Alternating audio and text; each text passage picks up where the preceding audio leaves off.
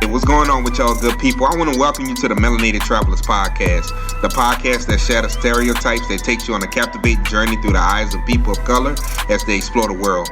Join us as we challenge the misconception that travel is only for a certain demographic. Embark on a vibrant adventure with each episode as we share stories that showcase the rich experiences and perspectives of melanated travelers. From the banks of Cartagena to the mountains of Bali, the Melanated Traveler paints the picture of a vivid image of the global journey, one story at a time. Hosted by yours truly, Aston R. Williams, a podcast for the people. Welcome.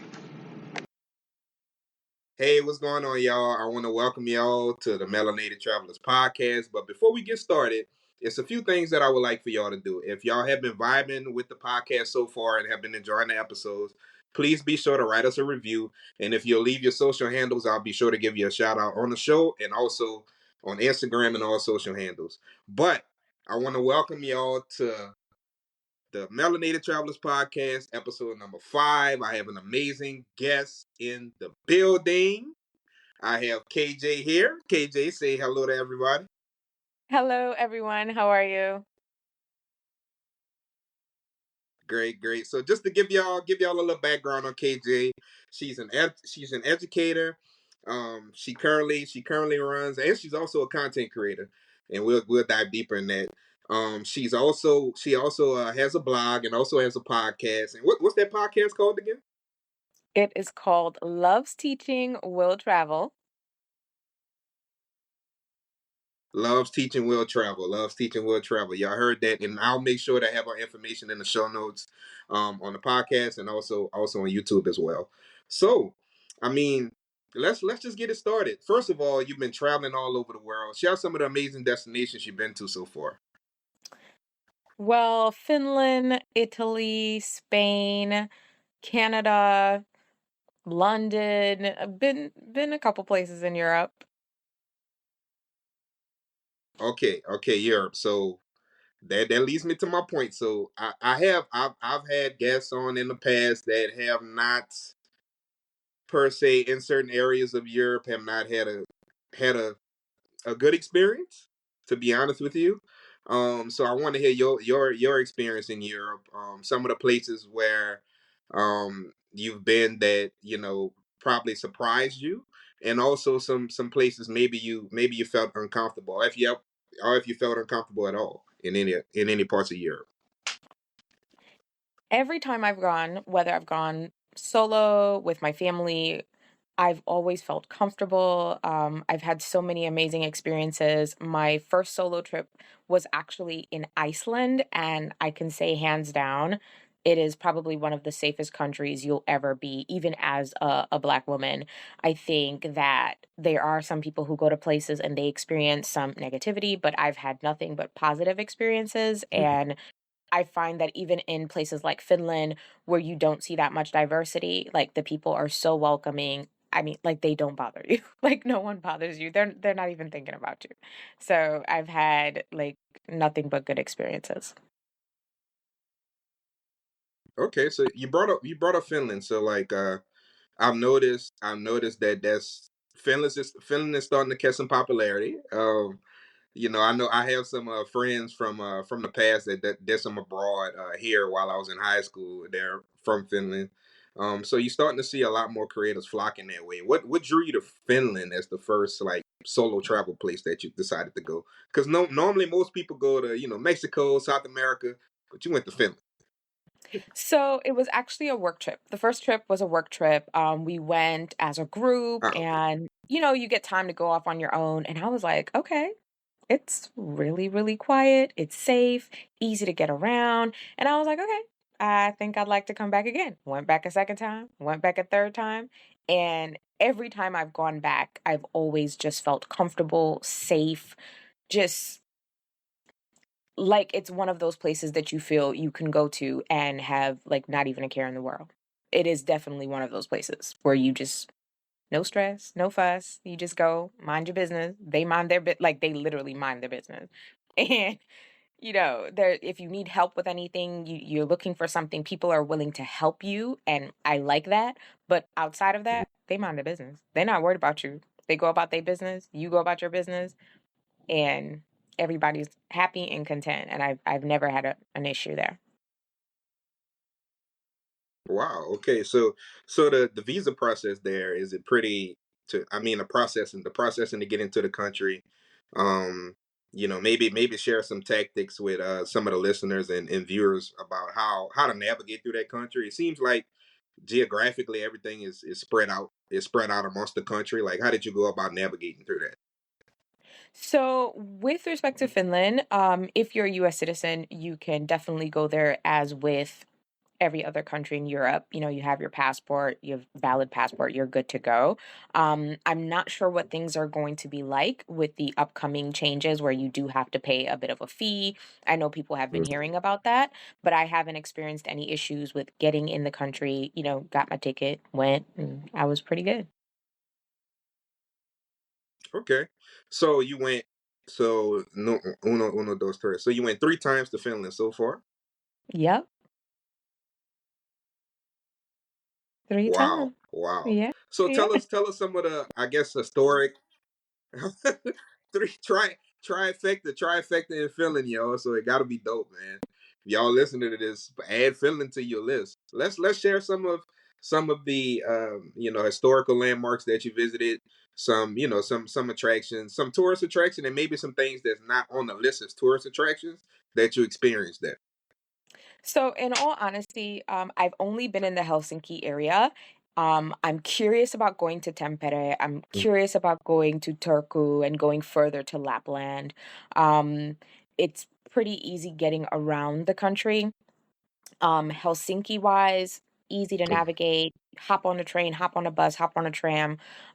It's easy to hop from Helsinki to Stockholm, Helsinki to Tallinn, Estonia. So it's easy to get around, not only just within that Helsinki area and Finland, but also going to even other countries.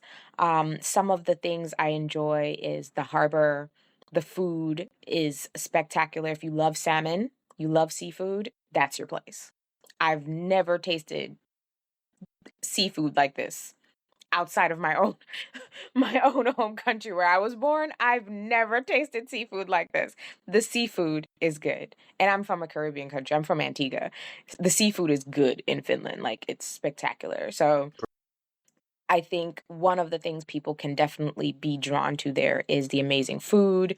A lot of the landmarks are in the Helsinki area, but there's a lot of nature as well. So going out to the national parks, hiking, going to saunas, going to the lake areas, you're going to feel like you're transformed to another place. If you're a city person and you want to take some time to go out into the country, Finland is the place for you. They have so much space and everybody's invited, right? It's not the type of place where it's like, okay, you stay over there, you stay over there, I don't want you in Mhm. my area. They're very, very open, and we've gone to saunas there. I know people who have gone to public saunas there, and I mean, you got to get naked if you want to go to the public sauna, but they have a lot of things that would interest you if you're a curious traveler. If you're a curious traveler, is the Oh place for God. you. Okay. So sound like Finland is young, wild, and free. That's what it sounds like.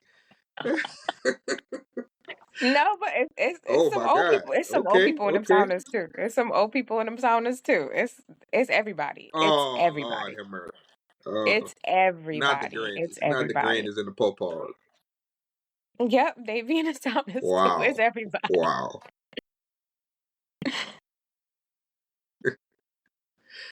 Um. So let's talk Antigua. Growing up in that country, like, I'm going to reverse engineer this question. Growing up in Antigua, what were your thoughts about, you know, other countries abroad, as i.e. America? I talked to a lot of friends in different parts of the world. Most of the perspective is the same. They think about the dream of doing this and doing that when they come over to this country. But honestly, about 80% of my friends, they are okay with living in their country. It's peace of mind. They have their family.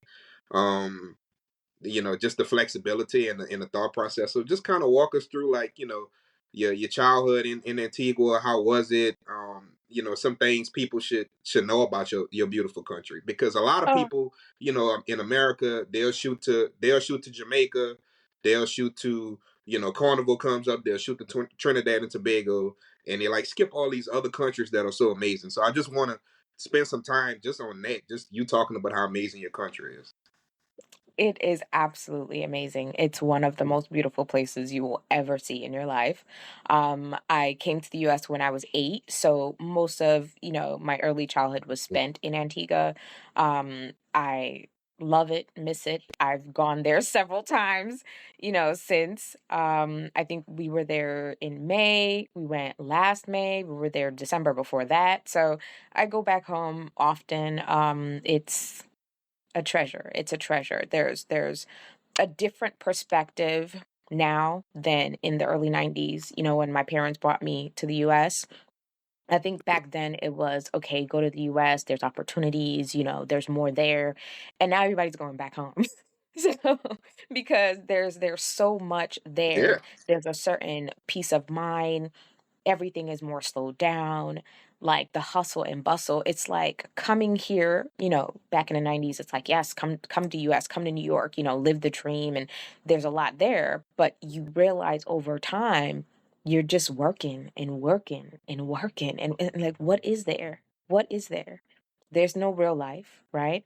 And so I even try to tell people back home, Hmm. cousins back home, like, I understand you might want to come, but it's not what you think it is, right? Like, I remember back then, my mother Yeah. used to say, family thinks money grows on trees. They really thought money grew on trees out here, right? And it doesn't. You have to really work hard, and even when you work hard, it's still not enough, right? So I think growing up back home was an amazing experience. Going to the beach, being with family, it's just an experience to be had, and every time my children go back, they're just take their breaths are taken away. Like, they love it. They love it. It's one of their favorite places to go as well. So, and they've been to places. So, it's one of their favorite place to be as well. So, I understand.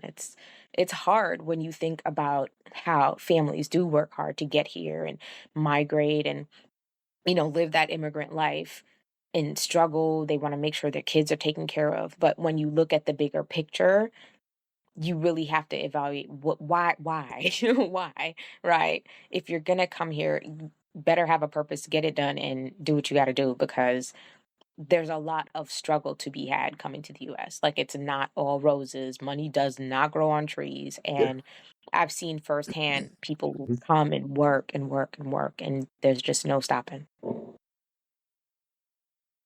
Money don't grow on trees, but yet they put the debt on us. Okay. Hey, America. Hey, how you doing? Yeah, I'm talking about you.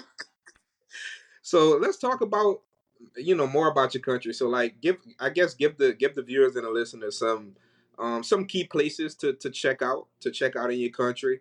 Stuff, and you being a local there, I know it's a lot of things that you're going to share that they might not have never thought about going to see while they was in Antigua.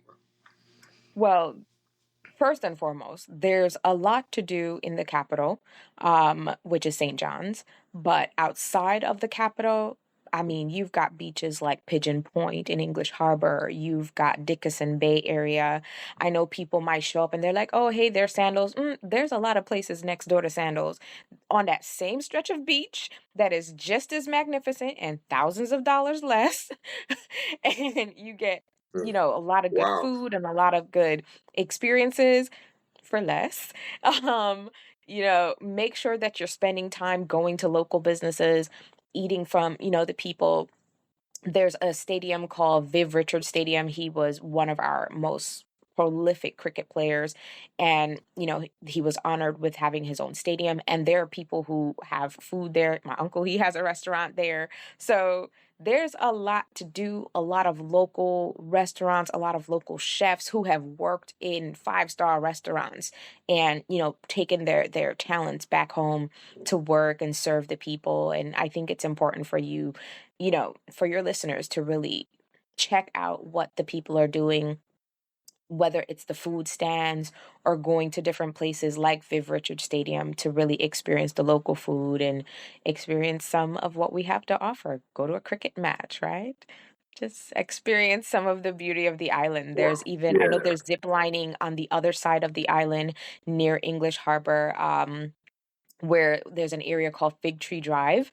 There's zip lining there if you're looking for some adventure. There's a lot to do. I know you go on the beaches, they've got the catamarans and all these things. There's other stuff to do outside of that, right? So make sure you link up with people, link up with some locals who can like really help you experience some amazing, amazing things that we have to offer in Antigua. When is Carnival? When is Carnival there? I think yours is a little bit earlier or later in the year. Like when is it? Carnival is usually later. It's hard for me to remember because I remember when I was a child, my mother always said, no carnival, no carnival, no carnival, and no carnival. So listen, I just pretty much blank carnival out of my mind. As an adult, I'm like, yes, one day I am gonna plan and I will go to carnival. But I believe carnival is usually like in August. I believe carnival's in August. I'd have to double check that, but it's Yeah, usually in yeah. I think it August. just passed. So yeah, Yeah, I think it my just mother passed. I really think it pushed just carnival passed. out of my head. It was like, you're not going to carnival. Don't think about it. Don't even dream about it. Okay, mom. To be honest with you, I'd never. You brought up about the seafood, and so I'm from Louisiana. So I'm gonna have to say here in the U.S.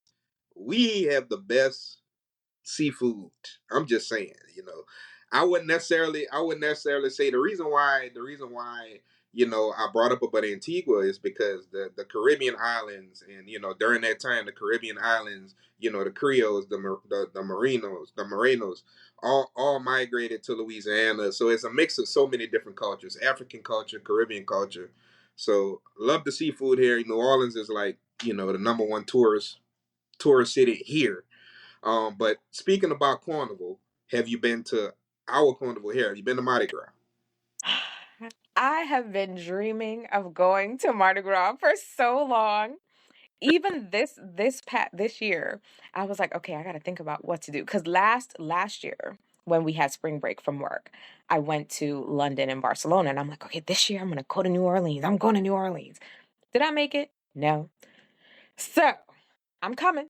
I don't know when, but I'm coming because I'm so fascinated by the food and just the culture, everything down there, and I want my children to experience it as well. So I'm trying to figure out how I can plan around their schedule for spring break so we can go down because I think there's a lot.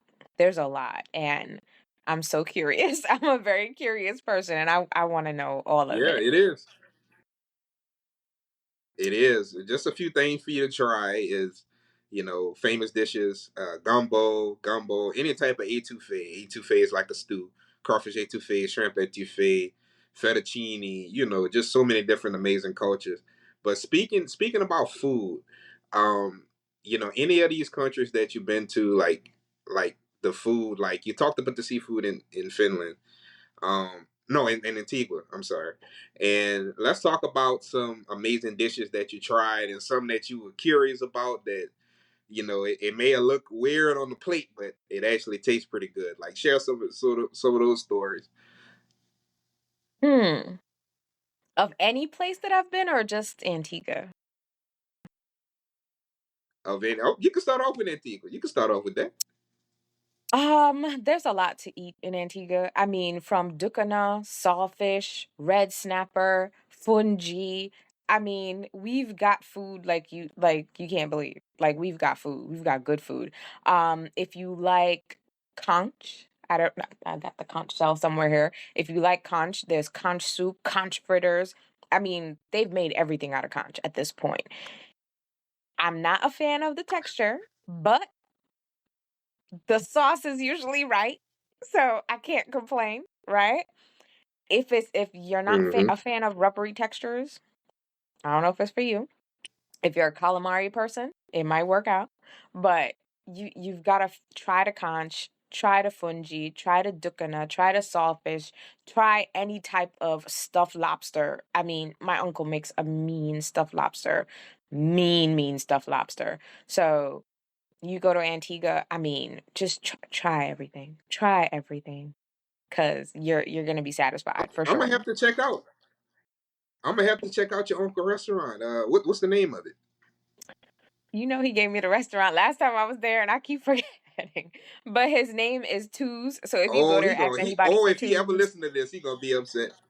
If you ask anybody for Twos, where Twos restaurant is at, or where's the restaurant at Viv Richards Stadium, he'll be right there. He'll be right there. You'll find it. Okay. Okay, like for me, for example, arepas. I love arepas whenever I visit Colombia, and I know people get tired of me talking about Colombia. I am gonna pub them every episode because I love the country so much, and arepas are amazing. So it's just like this corn tortilla stuffed with cheese. You can put, you know, turkey, ham, all type of different things in it. You can eat it for breakfast with soup. Like it's just amazing. And then when I went to El Salvador, pupusas were actually off the chain. Similar, but better. If I had to choose between the two, I'm sorry, arepas, but pupusas got to win. They got to win, hands down, Nice. hands down. Nice. So you consider yourself a solo traveler, and let's dive deeper into that because this this message to women and also to women in our diaspora is so important because they have so many women in the US, in Europe and other parts of the world as well, that are so afraid to travel alone and to travel by themselves. And some advice or share some stories or some ways how you was able to get over that mindset to kind of guide people as to why women should be empowered to travel alone. I think first and foremost for me, I'm an adventurous person, and it could be good or bad. I don't mind taking risks, and I also want to be a role model for my daughter, who is a very cautious person. So I just want to show her that it's okay. I mean, she's 14 years old. Eventually, she's gonna have to leave the nest, and I just want her to feel comfortable wanting to see the world as much as I do and being curious about the world as much as I am. And I just want to be a good role model for her. I think it's also important for me to inspire other women, especially some of my friends who aren't really keen on solo travel, to just encourage them to do it a little bit more as well. Because even though you might be afraid or you're like, oh my gosh, I don't, how do I eat in this restaurant by myself? Or how do I go on this adventure by myself? Oh my, how do I stay in a hostel? You're going to be fine. It's just a matter of choosing the right places, right?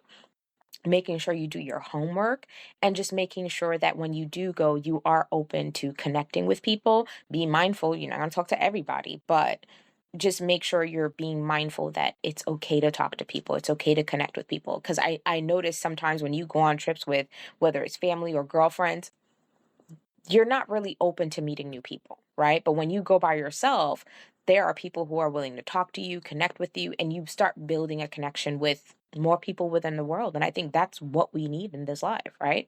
The more people we connect with and have Yeah. more real, genuine, relationships with, the better we're all off, right? So I think for me, just making sure I'm able to inspire my daughter and inspire other Black women to travel and just be more adventurous and curious. That's what matters to me. Yeah, and I think it's so. You brought up some amazing key points, and I think the main it's a lot of things that issues within within our own subgroup that we have, but I think the number one issue with us sometimes is mental health. So how has traveling aided in helping you mentally? Because I know for me, I know when I travel, like I have a lot of issues here, right? But man, when I get on that plane and I'm in the air and I'm in the clouds, I just forget about all of that. And so how is traveling, cultivated your life and obviously cultivated your children's lives because you take them with you on some of your journeys. How has that cultivated your mindset and make you look at life a little bit different? It it is definitely a mind set shift and change. And I think for me overall, it has helped to just push me and motivate me to be an even better person.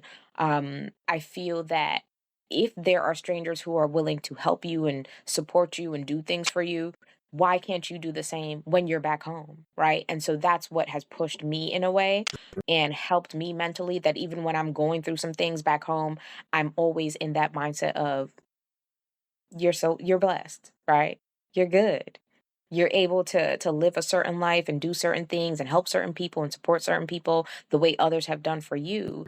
And that has shaped who I am as I'm going into my late 30s and becoming, a mom of teenagers and all that. It's just helped me overall. And I think it trickles down to others within my household and my children being able to see the world differently as well and be more open to people and not be so afraid to do things or go places or connect with people.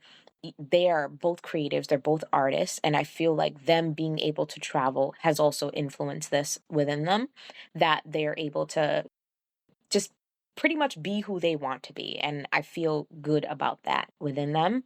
And it also inspires me to also be who I want to be. And I think travel does that for you. It takes away some of the weight we have, right? And a lot of us have a lot of weight. And I feel like you said, when you get on that plane, I don't know if it's them clouds, but they just suck it up. They suck it up. And it's like Yeah. you just become a little bit more weightless. So that's how it feels for me. Mhm. So when you're over in these other countries, I know the feeling that I get, and I'm going to share the statistic with you. And I've been doing it in every episode, and it may surprise you. I want to get your reaction. I want to get your thoughts on it personally. So based on data that I pulled from multiple sources, all around the same percentage. So in America, only 49%, actually 65% Caucasian, for only 49% African Americans travel domestically. So that means that you might have people that have never left their state. I know people personally, and it's not a knock at them. I just know people personally that haven't, being from Louisiana, haven't went as further west as Texas, and haven't went as further east as Mississippi. So what do you think about that statistic? And then two, Wow. the second statistic is 17% of African Americans in this country travel internationally. Like, what do you think about those numbers? Wow. Those numbers are they're worrying. They're worrying, right? Because I think so much of Hmm. us can benefit from travel, and it's scary.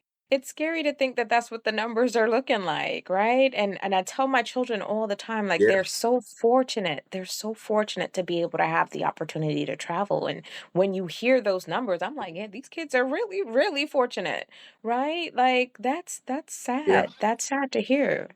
Something has to change. I don't know if Mhm. it's a fear. I don't know if it's finances. I don't know what it is, but something has to change, right? Because it's a big world out there.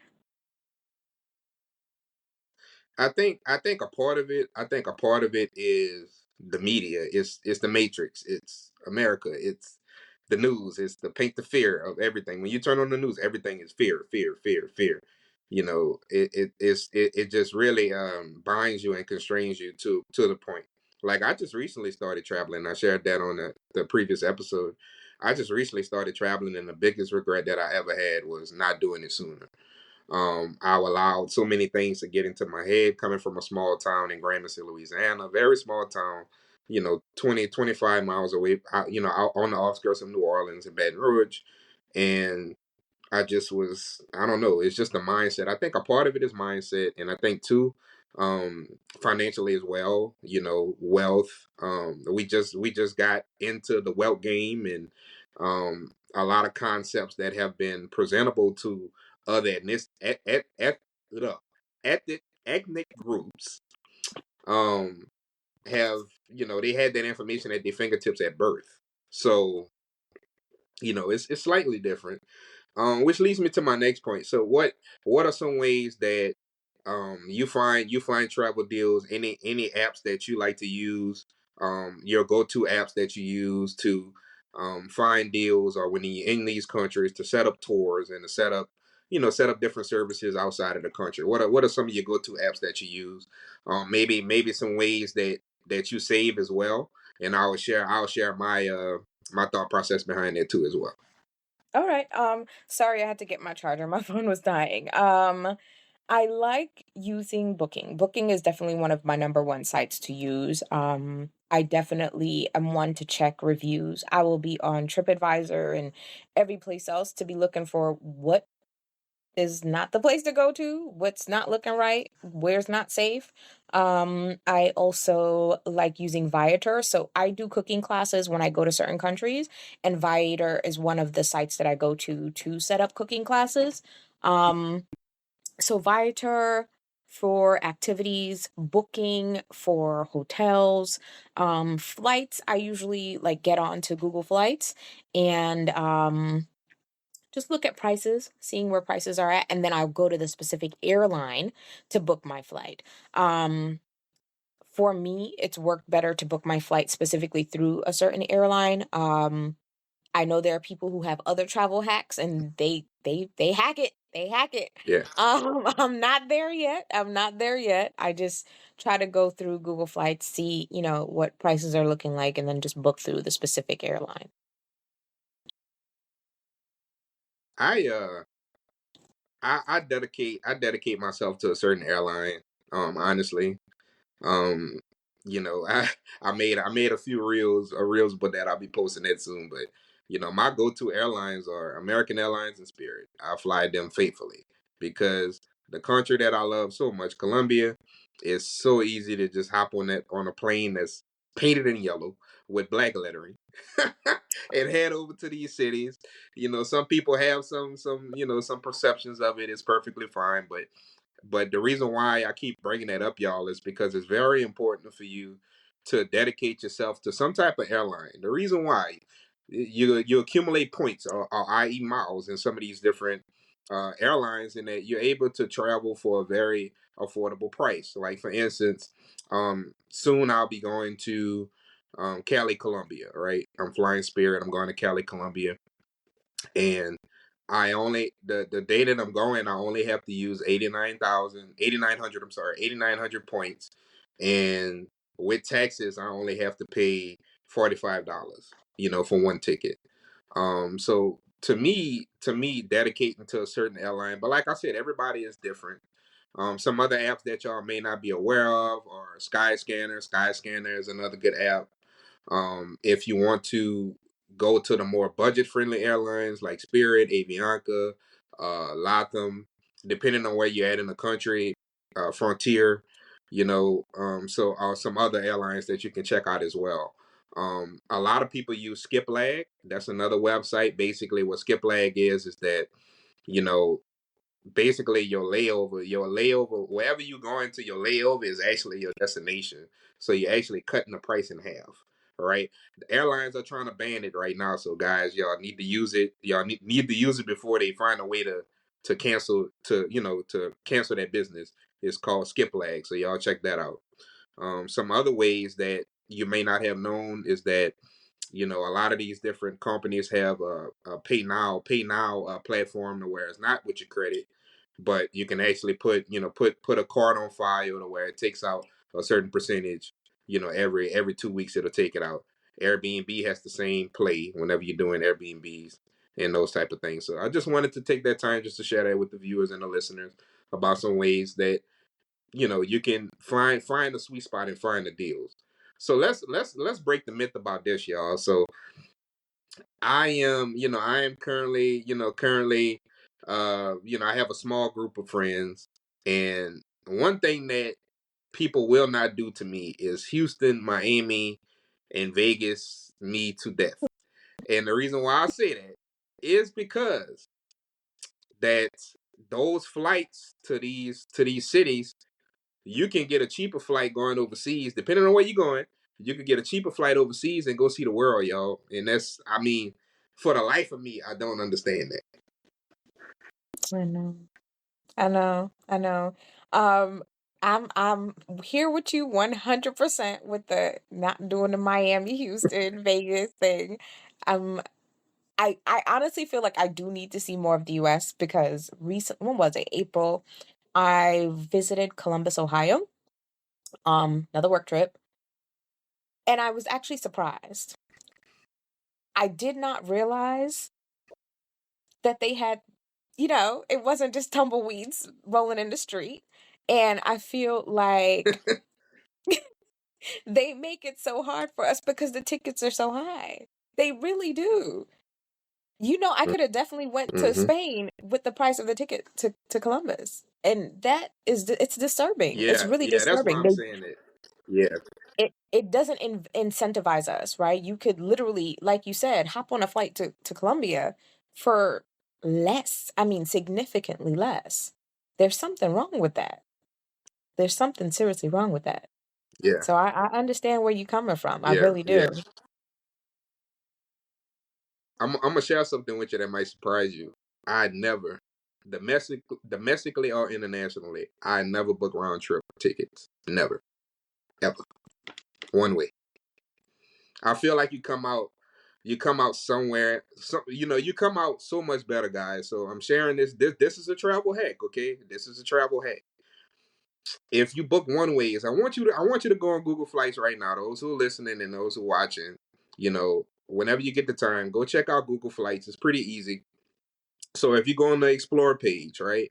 You go on the Explore page, you don't necessarily have a destination on where you're trying to go, but yet you want to go somewhere on a certain month. So you select that month. Instead of doing a round trip, do one ways, and you'll come out that it's going to be significantly cheaper. And the reason why is you're not paying all these gas fees, you're not paying all these taxes, all the different fees that's included in the ticket. Because when you look at the base of a ticket or the breakdown of a ticket, it's really not the plane ticket that costs us the most money. You paying for the taxes no matter where you're going, whatever country you're going to. You're paying for the taxes in America, and you're also going to pay the tourism tax in the other country. So you have to factor all that in. What do you think about? What do you think about one way? I'm here for it. So last year, that trip that I went on to Barcelona and London, that was actually supposed to happen in 2020. And we all know what happened back then. Trip was canceled, so we rebooked, and that's how I did it. I booked one way going because looking at the flight from New York to Barcelona, I mean, the amount of money was ridiculous. So I was like, okay, let's do a little one way there, one way back. Did a one way to London, one way to Barcelona, one way back, then a one way back to the US, and it Yeah, actually turned out to be so much cheaper. And I mean, it's definitely one of the travel hacks that I've started using um since last year, and I definitely recommend others to get on it because it does save you a lot of money, and I don't think people have caught on to it as yet, but definitely booking one way, that's the way to do it. That's the way to do it. yeah. Now you do have some countries that will make you book a you have to have a return ticket in some of these countries. So I'll give you an example. El Salvador, y'all see the flag in the back. That's my second favorite country, by the way. Actually, I'm rocking El Salvador colors today. I didn't notice that. But if you go to El Salvador, just so y'all know, to get a visa there is $12. That's the first country I ever had to pay to get a stamp. So Mhm. to get into El Salvador is $12. Yeah, yeah, it's $12. All Twelve right, dollars all to get right. in, and yeah, $12 to get in, and then when you think about it that way, it's like, it's okay. But before you get processed through customs, they're like, okay, I see you only have one way. Where's your other ticket? They made me purchase a ticket right there on the spot, or they wouldn't let me into their country. So No. some countries are different, Yeah, So it's a hack, people got to but you do their gotta be, homework. yeah, yeah, yeah. Got to do your homework. So you brought up about danger. How do you find out if a country is dangerous or not? What do you do to research that? I am constantly looking at either Numbeo or just really looking at what people are saying in TripAdvisor. as far as what certain communities are like, what certain areas are like. Like, is it going to be a lot of pickpocketing? You know, I've been very fortunate to travel and not have any issues, but it's because I'm very mindful when I travel. I'm not wearing any flashy jewelry. I've got my things like tucked inside my clothing. So it makes it very Mm. difficult for these pickpockets to try to come get me, or for anybody, because I'm not making it very easy for them. I'm not walking with my phone out in my hand or like with my camera like this. So if you know that there's an area where they're known for pickpockets, or they're known, to stick up people, just be mindful of that. Know how you're dressing, know, how you have your pocketbook. Don't just have your bag hanging off your shoulder. I usually wear my pocketbook across my body and my hands on it at all times. At all times. I mean, walking around Rome, Barcelona, like the bag across me and I'm holding on to it. Be mindful of where you are, be mindful of your surroundings. Even if you're out for drinks, don't just leave your drink open. Like, just things that I think are common sense, but sometimes people don't even think about it. Just be mindful of that. Check out where, there are areas where there's a little bit of crime, and just be mindful. No one's saying don't go, because I'm here for traveling and being adventurous, but just be mindful. Don't let these things hold you back from going where you need to go. Just make sure that you're being mindful of how you're presenting yourself and how you are holding on to your valuables, so that you don't get them taken away. Wow, you brought up an amazing point, and also that goes back to the solo travel aspect, y'all. So if y'all listening, no matter if you're a solo traveler or somebody that travels with a group, the other thing I'll say is that another good site is for you to check out is that one thing our country does is they give you information on every single country that you travel to. If you go to travel.state.gov, and pretty much on there you can select the countries, and it's a numbering system between one through four. So one is safe, two is like, it's still okay. Three is kind of like, hey, you want to consider, and then four would be like, don't travel at all. So things that's going on in Ukraine right now, I don't think anybody wants to go to Ukraine right now, right? So that's a level four. Somebody like me, a level three, I'll still go. Colombia is a three, but I will go to Colombia tomorrow. I will go to it tomorrow. Now you brought up about Rome. Did you get a chance to see the Colosseum? I did, and we walked through it. It was an experience for my kids. They watch documentaries and things like that, and I think it's good for them to see these things in person. Like, they're actually real. You see them on TV, they're actually real. So it was an experience to be had for them. Mm. How did real Italian food taste? The real. Okay, so I don't care if I get shade. I don't care. Go ahead. Okay. Go ahead. The food in Florence was 1,000 times better than Rome. I feel like Rome, they're just catering to tourists. I'm so serious. It's like, you look at you like, what is this? What is this? Now, if you eat in, some other areas, maybe outside of the city center, or outside of the tourist areas, the food would be a little bit better. We had some ravioli that, I mean, this is not Chef Boyardee. I never tasted ravioli like this in my life. And I've hated ravioli my entire life. And I had this ravioli and I was like, oh, okay. This is ravioli. So I think certain foods, certain areas, they really do cater to tourists. But if you go outside of the tourist areas, go outside of the city center, and even in when we went to Florence, the food, oh my gosh. Like, we didn't stay in the city center. We stayed in Campo di Marte, which is outside. And I mean, the food. Like, there were restaurants that I went back to several times because I was just like, yeah, I need this again. And I need it Mm. again. Because the food just so good. Fresh, fresh, fresh. Just amazing, amazing food. Hands down. So stay away from the tourist areas and you'll get some real Italian food. Mm. I mean, and they love their steak in Florence. They love their steak in Florence. I mean, it's moving. It's still Huh. moving. Moving. It's still moving, but they love it. They love it. So if you like steak, Florence is for you. I think you can find some good pasta dishes in Rome if you stay away from the tourist center. And I find Italian food to be good. I really do. It just depends on where you are. Uh, okay. I just think that, and this will be my last question to you. And but people need to know the reason we do certain things, right? Your why. You know what I mean? Like, and I think that's what's holding a lot of people back, because your why has to be so strong that you block out the negativity, that you block out comments that your family and friends might be making, like, why you want to travel there? It's dangerous. Why are you going over here? So can you tell the people what's your why for, you know, the things that you do and the places that you travel? And also just some last bit of encouragement to those that still may be on the fence about, traveling abroad.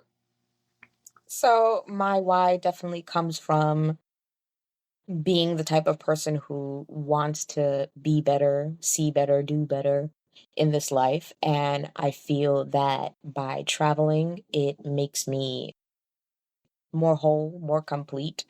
Um, there's a lot that we have to deal with in our everyday, especially here in the US. And for me, travel is just like having a little breath of fresh air. And it just brings me back to who I want to be and why that's important to me. Um, and again, just being able to inspire my children to do the same, right? Just be who they want to be and be adventurous Mhm. people.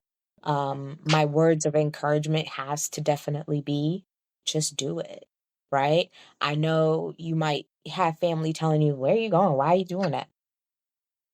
They're not paying your bills. Go where you want to go. Do what you want to do and live the life that feels right for you. Because at the end of the day, when you're on your deathbed, you're the one that has to answer, for the things that you didn't do or the things you wanted to do and you didn't make it to. So live your life the way you Yeah, want to. Make sure you're going out there and living whatever adventure you want to live because you don't know what tomorrow brings. And because you don't know what tomorrow brings, you have to make sure that you're living every day the way you want. So that's my final word of encouragement. definitely, man. So y'all heard it here first, man. Again, this is first of all, I just want to appreciate you for coming on. Your content is amazing, and your story is amazing, and what you do, what you do, and how we go about this. And I said this before we actually, press that red button to hit record. Is that, we're the new Green Book now. We're the people that's going out here. We're the people that are going into uncharted territories to share travel stories and to share travel tips and advice for people to feel comfortable to travel abroad and also domestically. So I just want to thank you, KJ, for that. And also, I want to give this time out for you to share your information with the viewers and listeners about how they can follow you, how can they support you, and all that good stuff. All right. Thank you. Thank you so much for having me. I definitely appreciate coming on here. I've had people come on my podcast before, so it's really interesting to be a guest on someone else's. It was definitely fun and interesting. Thank you again. For your listeners, they can find my podcast on Spotify and on other places. It is called Love's Teaching Will Travel. You can also check out my blog and my YouTube, which is KJ Around the World. It's all one word. Don't try to separate it because you won't find me. So, again, KJ Around the World, it's one word. So, just check me out. Show some love. And y'all heard it. Y'all heard it here first. So her information is going to be on the show notes. Also, if you're really vibing with the podcast, if you're really enjoying the show, please leave a review. The review actually helps the show, rank. That I know without a shadow of a doubt that the Melanated family is going to leave a review. Leave a review if you're really vibing with it. And then secondly, if you're also interested in group trips, you can go on and check out the group trip arm of my company, the Wings Up Society. Y'all can check that out. And lastly, if you're not necessarily a listener and you're more so a viewer, you can check out the video interview of this podcast and also the other podcast episodes that have been presented so far on my YouTube at Aston R. Williams. And again, KJ, I really do appreciate you. Thank you so much. Thank you so much. Thank you so much. I really appreciate it. And y'all know my motto. I'll see you at the top because the bottom is just too crowded. Peace. Hey, I hope that you enjoyed the episode because it definitely was dope to record it with that amazing guest. Tell a friend to tell a friend if you're really vibing with us. If you're feeling the episode and you really enjoyed it, make sure that you write a review on all the podcast platforms. Make sure that you follow the Melanated Traveler on Instagram. You can also check out the video podcast on my page at Aston R. Williams. And if you want to follow your boy, Aston R. Williams at all social handles. Again, this is the Melanated Travelers Podcast, and I'll see y'all at the top because the bottom is just too crowded. Peace.